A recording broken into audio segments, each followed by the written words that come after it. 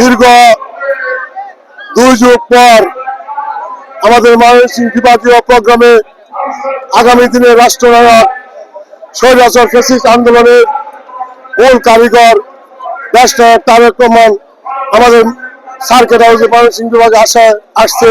এই সমাবেশকে লক্ষ্য করে আমাদের ময়মনসিংহ বিভাগ টোটালি আমরা আনন্দে উচ্ছ্বাসিত এবং আজকের এই সমাবেশকে লক্ষ্য করে আমাদের ফুলপুর তারাকান্দা ধানের শীষের প্রার্থী তারেক রহমানের আস্থাভাজন মোতাহার হোসেন তালুকদারের পক্ষ থেকে আমরা কৃতজ্ঞ এবং ধন্যবাদ জানাই।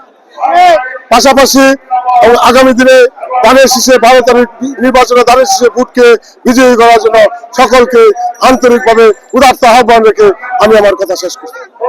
বাংলাদেশ জাতীয়তাবাদী ছাত্র দল ময়মনসিংহ দক্ষিণ জেলা পক্ষ থেকে আমি জনাব দেশনায়ক তারেক রহমান দীর্ঘদিন পরে বাংলাদেশে আসছেন।